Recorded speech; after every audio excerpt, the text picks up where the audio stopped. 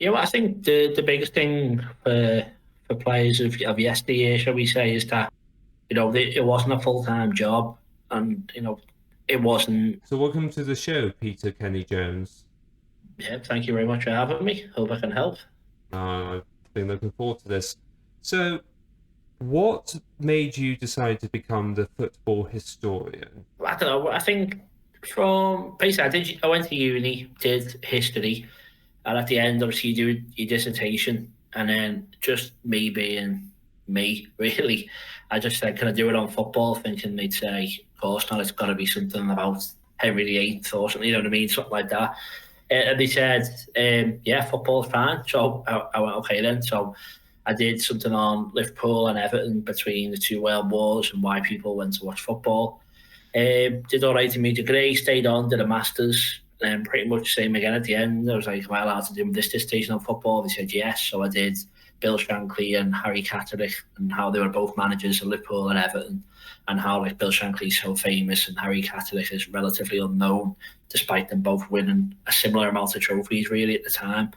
And then from there, finished uni, and I had just this big body of work, which no one really reads uni dissertations other than the people who mark them. So I just split it up, made it into articles, sent it out to different websites, and that was just me done. Then I was just gonna get a job, whatever.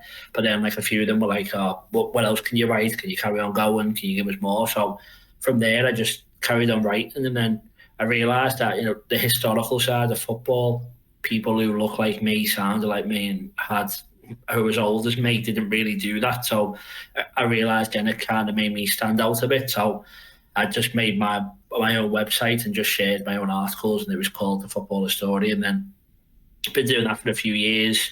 Wrote a few books, and then recently started like an Instagram and that where I share clips, and then started my own podcast. So it's all kind of spiraled from there, just by accident. Is the short answer, but that's kind of the longer version. I do want to get into all of that. There's quite a bit to unpack. So, you said that you sent the some of your work as articles to other websites. Who were the other websites? Because you said on your own website that you did work for, written down here, Liverpool, Fulham, Watford, Sheffield Wednesday. I'm not going to go through them all, but you've done quite a few. So did some of those articles go to those clubs? Did you send some of them to some of the publications in the UK and the US, like The Guardian, The Sun? But never the Sun. Obviously, Liverpool relations, you should understand. Yeah, we'll never talk to them or talk about them. But in Liverpool stuff, it was I sent it off to Wales Football Index was good. They're like a general football one. Then I did Toffee Blues, who I did like the Everton stuff for me, and the Liverpool ones where like Redmond TV, This Is Anfield, a few other websites like that. And yes, it was just when they all said to me, like, "Will you write anything else? Is there anything else you're interested in?" That's when I got more ideas there. And basically, I got to a point where I was getting published on websites. Obviously, you don't get paid for it or anything, but it was just, they kept going out there. And I thought, if I'm calling myself the football historian, I need to move away from Liverpool and Everton a bit. So that's when I just started thinking, let's write for other clubs. And again, World Football Index were good there because that's all like general football, really. Um, then I just started getting a passion of wanting to get my stuff published. So I just wrote for little fanzines and stuff like that. And just from going to the Liverpool match, in the front, it says the name of the program editor. Just tracked down their details, emailed them, and then they eventually let me come and write an article for them. And I thought, right, I've done Liverpool. Who else can I do? And then basically the start of every season, write an email to all 92 clubs, all the Scottish clubs, all the MLS clubs, and just say, any chance I can write an article for you? And as I say, the only people who paid me were Liverpool. Everyone else was just because I wanted to do it, and that list that's on your website, I just wanted to keep adding to it, really. And then, like, Macclesfield I wrote for, and they let me come down and watch a game for free, and all the stuff like that. It was just about, trying to get your foot in the door and just seeing what happens, and, that buzz of just seeing something you've written being published online in written form, whatever. It was just, that's just what I was trying to do. Were you worried that you were typecasting yourself when you were just doing the Liverpool and Everton stuff? Because, like you said, there are 92, I hope I heard that right, 92 Yeah. clubs in the UK, and that's a very,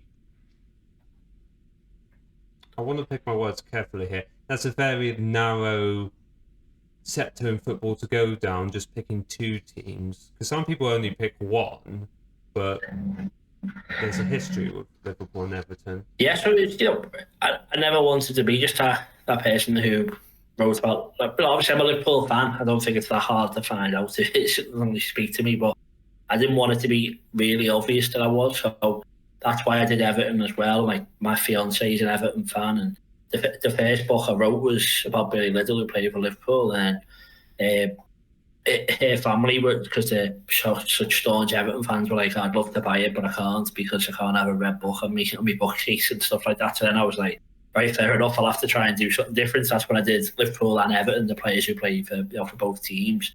But yeah, even at the start, I just thought, as I said before, I knew that my USP was being someone who could do everything about all football, really, and then also, be able to appeal to a larger audience.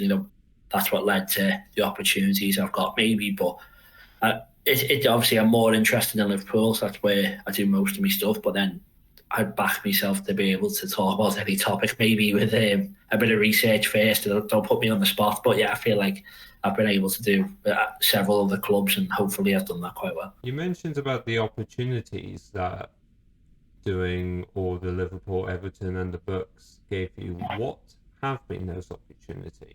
Yeah, well, we got told in uni, you've done history, so you are a historian now. So that's where like the confidence came from, to call myself the football historian, because you might say, what have you done to earn that right? But got 2 degrees in history and specialised in football. So I think that does help to say that, you are a football historian. And then the opportunities that came from it was obviously, I kind of forced my own ones, as I said before, and just writing to people, pestering people until they let me write an article for them. And then when I did the Liverpool articles for the programme and the magazine, I think I did like 4 or 5 for them. The editor, Dave Cottrell, he's just left the job, and he said to me, have you ever thought about writing a book? But like, I was just like, no. I didn't think of myself as an author. And as I said before, people of my age, my accents, whatever, don't really seem to be writing books. They seem to be, posh old blokes in suits. Is what I always would thought of as what an author would be. So when he said that, I was like, yeah, why can't I do that? So I was saying before, the Billy Liddell book it was, and my auntie's best mates were Billy Liddell's sister. So it was just, and then it fell in line with what would have been Billy Liddell's 100th birthday. And, there's 7 benches outside Anfield of the greatest players and managers, and you'd have heard of Cayde, Bill Shankly, Steven Gerrard, but not many people have heard of Billy Liddell. So it all just kind of fell together. There was 100th birthday, there was a family connection. I put that idea out there to pitch publishing. They said yes. Wrote that book, and then from there I wanted to get a full-time job. And after I'd written the book, I said, I applied for a job at Empire of the Cop, who I still work for now. And I think because I'd written that book, it allowed me that chance to then get a full-time employment from it. So you say it's all just kind of been things that I've just seen, just gone, let's see what happens. And they've all, touch wood, so far gone quite well. Speaking of your books, you mentioned about Billy Liddell and Crossing the Park, which is, for those who don't know, that book's about the 34 players who played for both Liverpool and Everton. But you've also done your latest one, Sweeper Keeper, Tommy Lawrence, the story of Scotland and Liverpool's legendary flying pig. Yeah. Oh, yeah, that's an old title, I must say. Yeah, doesn't roll off the tongue maybe too well, but yeah. I guess. You've described why you decided to do Billy Liddell's book. The book behind him, but why did you do Crossing the Park and Tommy Lawrence? Yeah, so Crossing the Park was, as I said before, with my fiance being an Everton fan and her family not wanting Liverpool stuff, I realised then to broaden my horizons a bit. And it's with the research side and the Billy Liddell one, you do kind of have to be in the area, and I'm not exactly earning a lot of money off it, so I knew if I went further afield, I'd have to do a lot of travelling to try and speak to people and to just build my knowledge, and also go into libraries, museums, whatever, to get the research done. So I wanted to stay local again, doing that, I just realised it wasn't really something that people spoke about. At the time I'd written it, Rafa was manager of Everton and Connor Cody was playing for Everton. A lot of them were like saying, oh, there's been like X amount of people who have done this and made the move, but no one really was like mentioning how many people ever. And then obviously, for anyone unaware, which I'm sure there aren't too many, is that Liverpool and Everton were the same club. They split up. Everton left Anfield, and Liverpool then took over because the owner made his own team in the stadium. So I think it had that interesting historical side. And then on top of that, there's several players who already made one appearance for Everton and went to Liverpool, or vice versa, and they just kind of got brushed under the carpet because they haven't had enough of like a career at either club. But I just thought every single person deserved to have their own stories shared because they're all very different. So yeah, that was what interested me in that one, and hopefully that worked. And then the Tommy Lawrence one was just from having written the other books that his family approached me. Basically, he approached a different author who wasn't able to do it. He said, "Have you tried me?" And then we just went to Starbucks, had a chat, and then from there it led to me doing the book. So yeah, and I've been approached to do a couple of other books since as well. So it's I think once you start doing this type of thing, you do your name gets put out there a bit. So yeah. What are, because I wanted to ask you about any future books, but since you've had people come to you and say, can you write a book about this person, this club, this, are you allowed to tell me in the audience what those are, or are they under NDA? I'm not sure whether I can. It's two players who are still living who have played for Liverpool. So that's what it is. But I don't know whether like someone else is doing it, or basically I'm getting married in December, so I put it off for the year, and that's why I've done my podcast instead. But like I've got other ideas of other stuff I want to do. So like I can tell you that the man before Bill Shankly, Phil Taylor, was the manager before him, and he was manager of Liverpool's worst ever team, basically. So I wanted to look at him and not in the worst depressing bits. But he was former captain of Liverpool, played for them for years, given the job, and then it was at that time the directors picked a team. He basically just coached them, but you go to Anfield today, his name's there, and he's the man before Shankly. So that's like a kind of story I'm interested in, which I think would do okay. But as you say, I haven't started any of that yet, so it's I'm enjoying the break at the moment. If you had to take one of your books and turn it into a full-length feature film, there's two questions to this. One, which one would it be and why? And second, who would be the cast for that film or for that book? I've always wanted to ask an author this. I'm not the biggest film man. I'm not sure I'll be able to offer many names up, but I think it's tough. I think the Billy Little one would read more, like better as a film. Obviously, I think Tommy Lawrence is good, but he basically had success in his career and had quite a good life afterwards. There was obviously a period he was homeless and it all went very badly for him. But I think most of the story would just be a man having a good life. But I think Billy Little's is similar, but I think because Liverpool were in the second division and he was like refusing moves to bigger teams, stayed loyal. He moved all his family from Scotland to Liverpool when his dad passed away, and he basically took on the job of being like the family father. He also played during the war, and he had to travel around the world playing football and obviously doing some fighting in a war at the same time. So it was I think his story might be more interesting. Who could play that? I'm trying to think of anyone who's Scottish or I'm terrible. Honestly, I'm not very good at actors. The only person I can think of who's tall and black hair is Tom Hanks, but I think he's probably far too old to be playing a football at this point. So I'm sorry I can't answer that dream question for you. Oh, that's fine. I just wondered if you ever thought of that. Brought up your podcast, which you've called The Football Historian. You've spoke to, I've written down here, you've spoken to ex-Liverpool players, people in the industry. So who have I got written down here? I listened to the one with Phil, how do I say it? Borsman, that's him. Ian Byrne, George Stephen. Oh, for those who don't know, Ian Byrne is an MP and football fan. George Stephen's. Is he still the voice of Anfield? Oh, he's still the voice of Anfield. Okay. Howard Gale for former Liverpool, Fulham, Newcastle. He's been round the block. What's it like to host a podcast where you get to speak to people within the football industry? Yes, it's pretty mad, to be fair. It all kind of again came from doing the books, because a lot of those people I got to speak to with the Tommy Lawrence book. So Howard Gale helped with that one. George Sefton did a lot of the live events we did for the book launches and all that. So having their contact details certainly helped. Phil Bourne was the same. But it's just mad.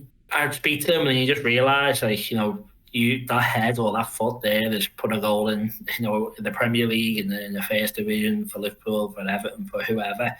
You're looking at them and you just like, they just tell stories as if it's a day of work, because that's all it is to them. And this is my passion. So to hear them be able to speak about that, and just as if it's nothing, I do always just find it fascinating. And then we've had comedians on, we've had, as you say there, MP and Ben. So the point is that everyone has a football history, because everyone's got a first memory of, if you're interested in the game, and this of course, but everyone's got a first memory, a first club, a reason why they love the game itself. And then we go to Ian Byrne again, like the stuff he's done with food banks and combining that with football, and then also what he does for the Hillsborough Real Truth Legacy project, where he's trying to get it into the school curriculum and stuff like that. So you realise that football isn't just 11 blokes or 22 blokes kicking a ball around. It can really impact a lot of other aspects of culture and of the world. So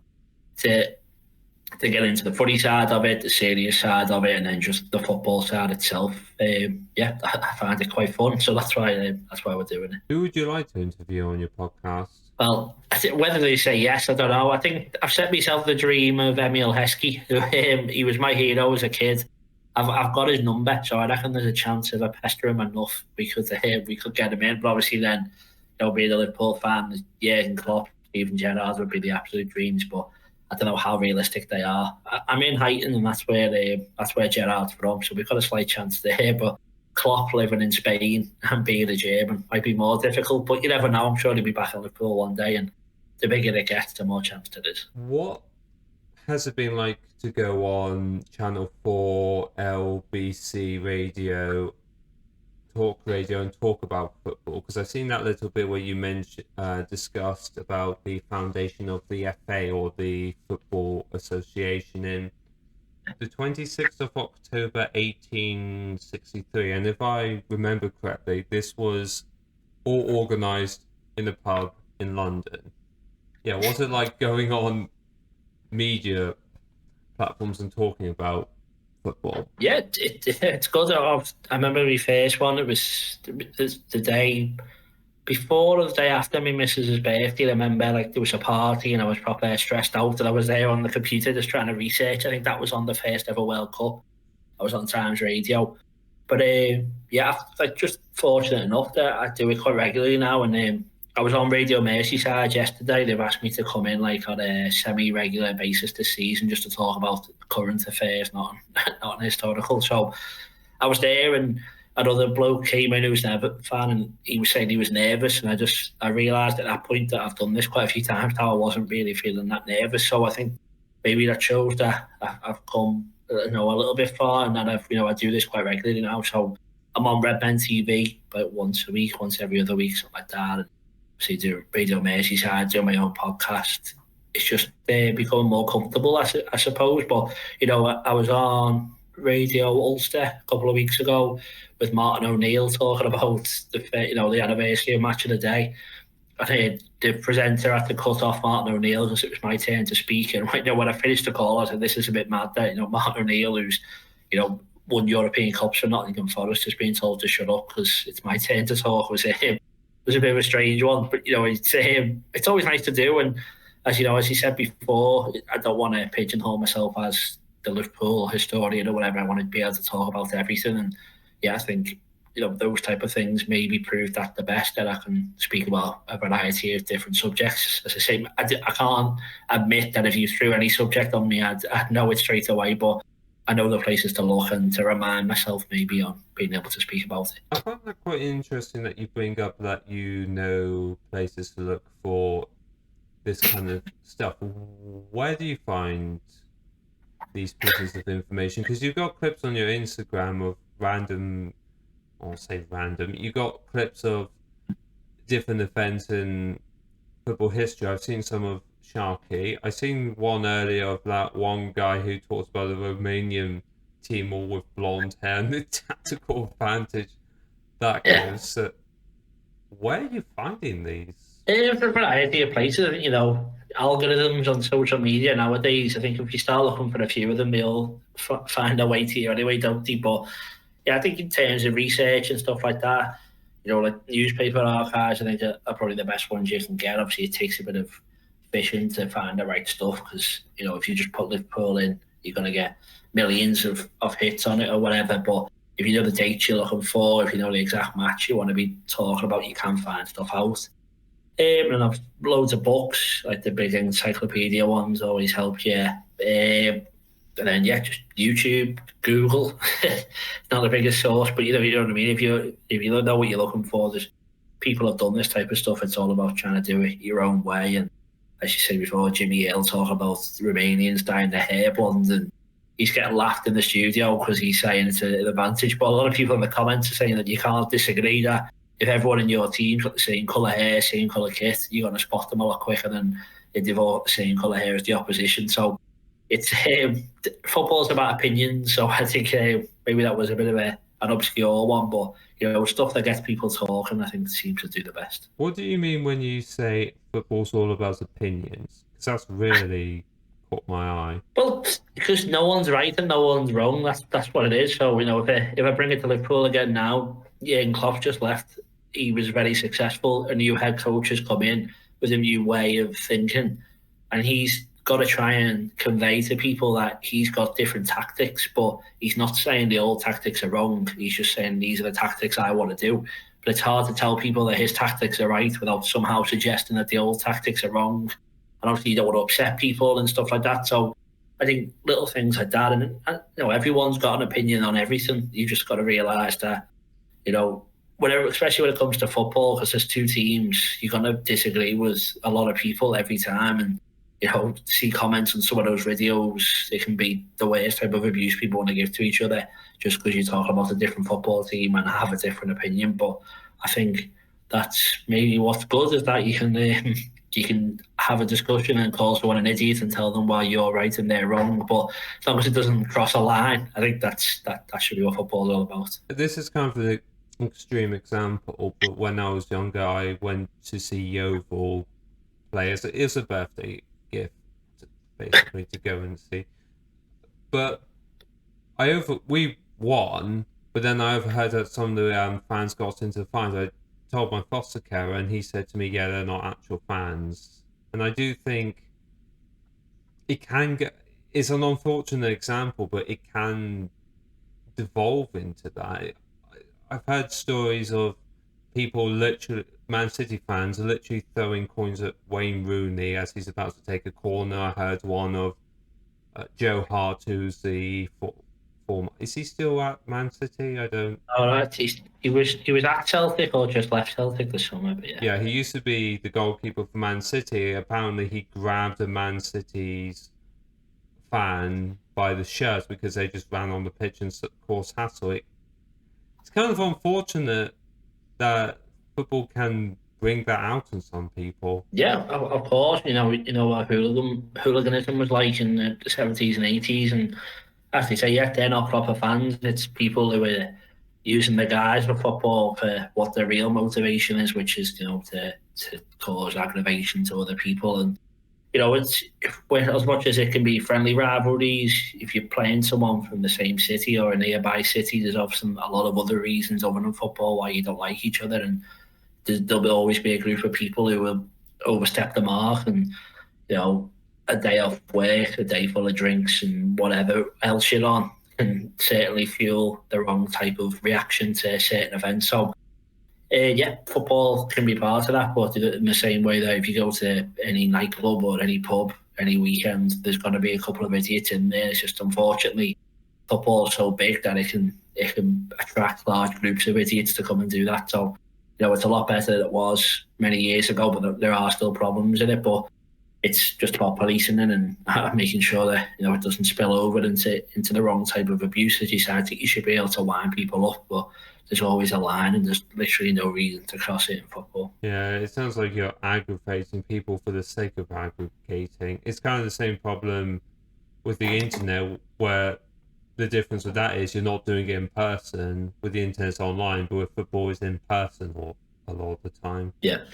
Well, I've had it myself. I wrote an article, you will know his name, Jay Spearing. I said he was our 9th choice centre midfielder for one season, half jokingly, because he was playing for the under-23s, and he was from, basically played for Liverpool in the early 2010s, left, came back as a coach who also plays with the kids, because you're allowed so many over 23-year-old players. So he was never going to play with us, but he was in the reserves and that. And people were saying Liverpool have to sign a centre midfielder. I listed every player within the squad who could play, and I said that even in 9th choice is Jay Spearing. And then the abuse that got online was just so bad. Like, people, going about your appearance, people saying this, people saying that, and it's just like, what's that got to do with the opinion? It was half a joke, and but it spills over the edge, and you just realise that people take it too far. And 9 times out of 10, it's the people with no profile picture and no name who are so bothered about what your appearance is and how you sound, how you look, whatever, that they're still too embarrassed or scared or whatever to put their own appearance out there, and they're happy to make judgments on everyone else. So yeah, that's what football's like. That's what the world's like. That's what social media is like. I don't think you can pinpoint it onto football, but that's why when you do stuff like this, you realise that these type of comments come your way. But nowadays, I don't look at them, or they don't really bother you anyway if you get the type of bad comments that invariably come your way. Not meaning to go down the negativity train, are there any football stories, events, historical moments which are unknown, but in your opinion, more people should know about? Well, it's something that really interested me is wartime football, because I think it's obviously, how long the war lasted, and it just seems to be swept under the carpet that, and then there was a war, and then football carried on. But, these lads were playing football, arguably in a time that was a lot more dangerous than any other time to play football. Thousands of fans were still coming to watch them, and they were putting their own lives on the risk, everyone, because they wanted to just enjoy the sport. So in terms of football and history, I think that's something that certainly interested me. And then not only that, they're playing for other clubs, because they didn't make the leagues nationwide. They made them like Northwest leagues, whatever, North versus South, stuff like that. So you've got Man United players playing for Liverpool at Anfield because they were closer, that they were deployed there nearby or whatever. And obviously doing the Billy Little book, he played for Chelsea and he played in Scotland and stuff like that. So I think that whole era, it's just something that it's just so easy to say the war stopped football, nothing happens, but it didn't really. All these lads were still playing. They were robbed of the best years. They scored hundreds of goals, made hundreds of appearances, but they don't count for anything because it was during a war, which, in my opinion, if anything makes it more valuable what they did, it shouldn't just be completely ignored. But I think maybe that's something that a lot of people don't realise. Well, the only real famous example of football and war is that Christmas in 1914 during the first, where the British and German forces went, it's Christmas Day, let's not try and kill each other, let's just have one day of truce, and they just ended up playing football in no man's land and sharing different foods, culture, all of that. Yeah, but that wasn't an official game. That was just a poignant moment in the middle of a war, which has probably meant a lot more then than the other games did. But as you say with the other ones, the referees, the full stadiums, people are coming, turning out, and if you think the community there, especially within Liverpool again, where they get bombed so often, for them to go and have a moment where they can all feel normal rather than brushing the streets of rubble or being scared of being bombed, to just have that moment of peace, relative peace amongst each other, and forget about the bigger problems and call the other team an idiot or moan at them for giving the ball away and just get normality back. You can imagine how important that would have been as well. I can just imagine some of the logistical problems with that. Where's the goalkeeper? Well, we had a battle. Yes, we won, but he didn't make it. Yeah. So I could imagine a bunch of that happening during the war. Yeah, well, and if you got the managers as well, they were probably all too old to fight, so they're essentially doing what I do with my six-a-side team, where you're texting people last minute to come and fill in, and you're desperately calling the 15th person and you're down the list saying any chance you can play tonight. That's what they're doing. But then they're going to go and play in front of 60, 70, 80,000 people in a stadium. You know, it is mad when you think about it. Are there any stories and events which kind of sadden you when you read them or learn about them? Yeah, well, I think the biggest thing for players of yesteryear, shall we say, is that it wasn't a full-time job, and it wasn't the aftercare maybe for when you left football wasn't present. So in the Tommy Lawrence book, he was promised a testimonial, which was massive for players in those days, because for one of his teammates, it paid for his house, paid it off. He had a house for the rest of his life. He was sorted. Tommy Lawrence didn't get one, and I think it was within 5 years of retiring, he was homeless and lost his family. So there's that aftercare isn't there, because life and football was such a big drinking culture at that time as well. They're used to being the bloke in the pub who can buy everyone a pint, and then suddenly they're not. The wage just stops. If you're not a manager, and the punditry wasn't as widely spread, then of course without the TV and stuff. So if you're not involved in the game, you've immediately got to go and find a job. But you can imagine that buzz that you must get playing 2-3 times a week in front of nearly 100,000 people, to then just completely lose that buzz, have no aftercare. I think that just, and then you wonder why loads of them became alcoholics, loads of them were overweight, loads of them whatever.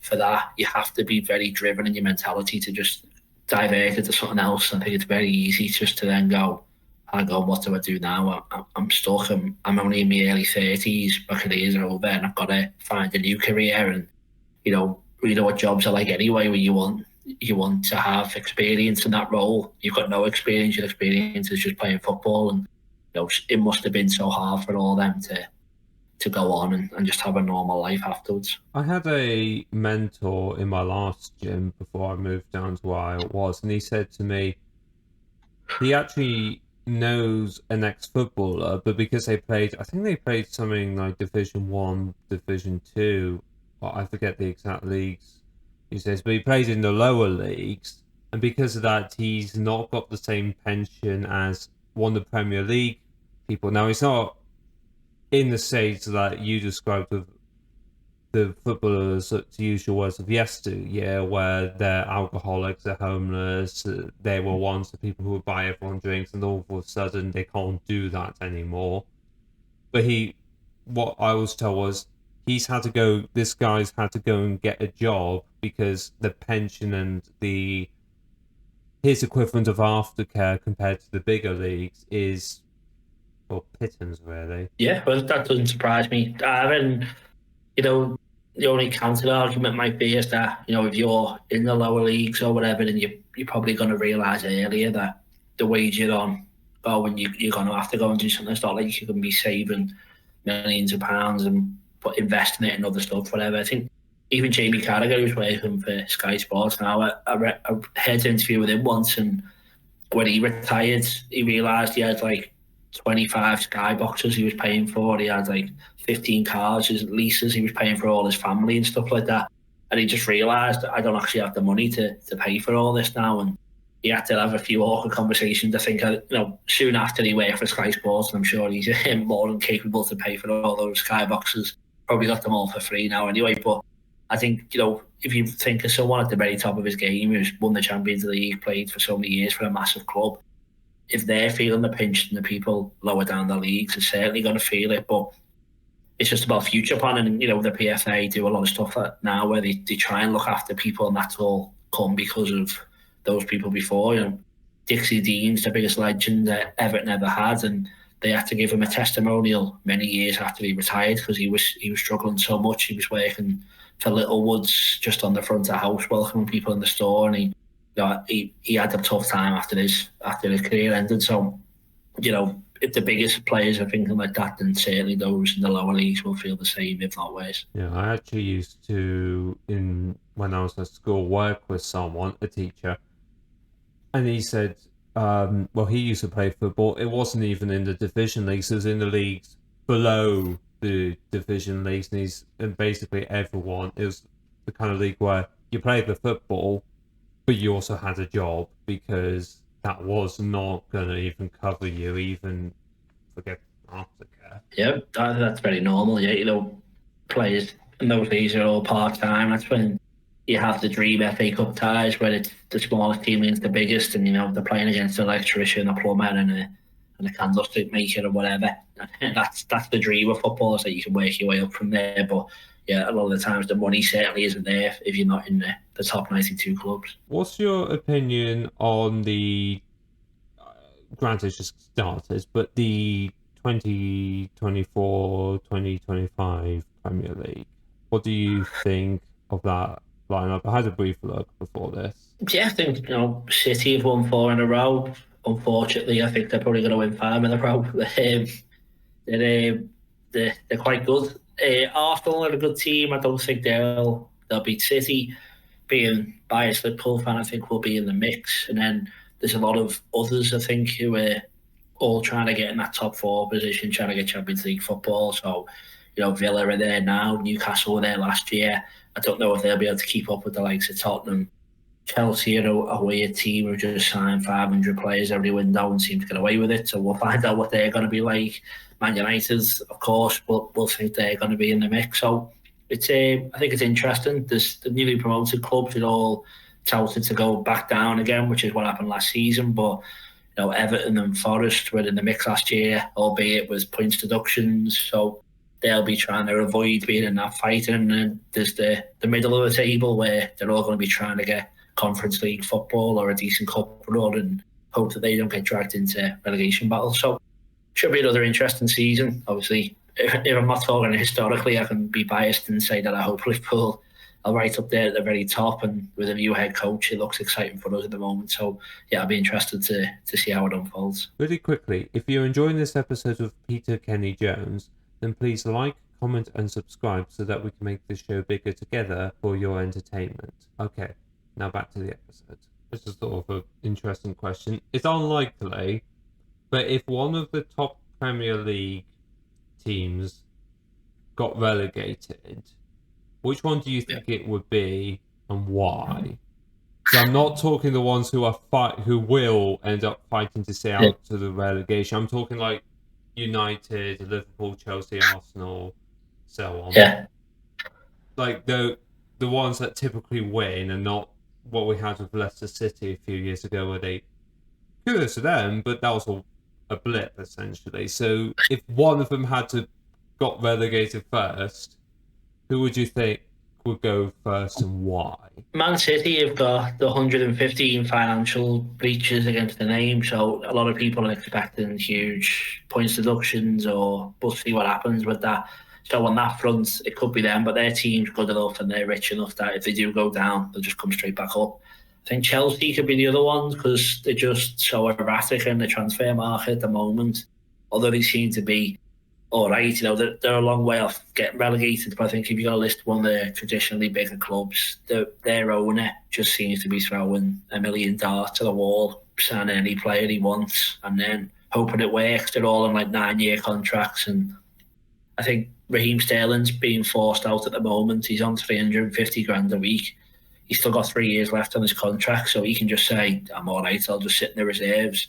And if they get several players who've got 5, 6, 7 years left on their contract all doing that, they're just going to be spending mad money on so many different players, and that's how a club can go very wrong very quickly. So yeah, I think it'd be City's charges or Chelsea's misspending, I think, would make them two the most likely. What got Man City in hot waters? It's supposed to be financial breaches, and a lot of it seems to be that they have these big sponsors who, if you look on their the business data or whatever it is, that they've got like 4 employees who work for them. One of them is related to the owner of Man City, and suddenly they've got billions of pounds they can spend despite not really being a big company. So it all seems very underhand ways of being able to self-fund their projects, so that you can only spend so much more than what you earn and stuff like that. So they've found loopholes in being able to do that, and Chelsea have done similar as well. Like they've bought their own hotels and all stuff like that just to add more money to the transfer kitty. So as soon as that gets found out, if it is illegal, obviously you wouldn't know until it happens, but if that gets found out, then they're going to be facing huge points deductions because Everton and Forest had that last season. So if they're losing 50, 60 points, you could see one of the big boys going down, which would be a massive surprise. But the money in the game now, it wouldn't be long until they come back up anyway. But for the season, for everyone else, it'd be quite funny, I think. I would just personally love it because it'd be such a shake-up. You never see it. Yeah. That's why I want it to happen. I'm not thinking, let's take down the big and powerful. No. I just want to see a genuine shake-up in the Premier League where one of the top players go down, or teams go down, just so it happens, because I used to support United when I was younger. I don't support anyone anymore. But I always thought it'd be so interesting if you just took the very top, and what would the reaction be if they just went down, not just down to the Championship? What would happen? Yeah. Well, the supporters are passionate enough that everyone would stay, and I'm sure they come back up. Like you saw with Juventus, with they had the match fixing allegations, they got relegated. Rangers had financial problems, they got relegated right down, but they've worked their way back up, and I think the size of the club always does work. It's just as you say, I'm sure it would make a lot of headlines and a lot of people would be interested. I think short term it'd be good, long term I don't like saying it, but the cream rises to the top, and those bigger clubs, I think, will always be the bigger clubs. It's that which is what's wrong maybe with the hierarchy of football, but I think that's just how it will always be. But like I said earlier, if we get more clubs like Leicester City who win the league, it might shake things up. Because, let's be honest, no one would have betted Leicester City ever winning the Premier League. Yeah, definitely. No, I think even Newcastle and Aston Villa getting top four the last 2 seasons, if you just said that 5 years ago, I think a lot of people would have been very surprised with that. So there is always a chance, definitely. But I think what the issue is they come up and then they go away for a while. It's staying there and staying competitive, which I think is the hardest bit. And I don't think people expect Villa to get top four again this year for that reason. I think as soon as you go up there, that you can play more games, you're playing against tougher opposition, you've got more of a target on your back. I think that's when it becomes even more difficult, and maybe shows why the big teams are so good, is that they can deal with that pressure every single week. No, that's a good point. How many Leicester City's won the Premier League once? Yeah. How many times has United, Liverpool, City? Yeah, well, Liverpool only won the Premier League once. They won the league 19 times, but the Premier League only once. Obviously, City have won the last 4 in a row. I think they've won 6 or 7 now. United similar, Arsenal similar, Chelsea similar. So, Leicester are up there with like Blackburn, who have won it once, and then obviously Liverpool, as I said, Premier League wise, won it once as well. So it's it's invariably someone has a good run of winning, 5 or 6 within 10 years, and then other people pop in, and then it's someone else's era. But the City era is probably going on a lot longer than many people want it to, other than City fans, of course. Yeah, I noticed that because I supported United when Sir Alex Ferguson was retiring, but United had such a streak. Before that, it was Liverpool. Yeah, it just seems like waves, doesn't it? Yeah. That's what it'll be, and so Liverpool had the 70s and 80s, United the 90s and noughties, and it seems that City have got the 10s and going into the 20s as well. So it's going to be whoever will be next. It'll be the interesting one. Obviously, fingers crossed from my eyes it'll be Liverpool again, but we'll see. Would you like to manage Liverpool if you got the opportunity? I think the stress would be too much. I'd like to be like assistant manager or do some coaching, so I'm not in the limelight every week, but you get a boss seat on the bench and you get to see what goes on behind the scenes. But yeah, I think obviously Jurgen Klopp just left. He says it's not just doing it; it's the press conferences where you speak to not just the English press, the American press, the foreign press. You answer the same questions 15 times. You do one before every match. You do immediately before the match, right after the match, and another press conference. And I think that whole side of it would drive me a bit insane. So I don't think I'm good enough either, which is it's another thing to say. But yeah. I'll be involved at some point, but not the manager, if that's all right. I know you said what you'd like to do. How would you get involved then? Just keep writing books and hope they go? Yeah, we'll hire him. Well, to be fair, the right hand man of on spot at the moment is a man called Tony Barrett, and he was a journalist who wrote for, I think it was the Times, I might be wrong, Times Telegraph, and that's his job now, is basically just being the manager's best mate. Someone else who did writing has just took his job as his assistant, so you can kind of get your way in there. I think it's all about media relations, stuff like that, but no, I've watched a few games in the press box, and to be honest with you, it doesn't compare with the passion of just being a fan. So that's what I always found difficult getting into, is that they want you to be knowledgeable on football, but also, give up watching football in order to be involved in whatever full-time job it is. So that it does seem to be a strange crossover, which I'm quite happy to be on the side that I get to go to the matches, enjoy being a Liverpool fan, and then I write about Liverpool afterwards rather than at the time. What is your end goal with the football historian? I suppose I'd like to be in a position where it's all I do, podcast and writing the books, I think.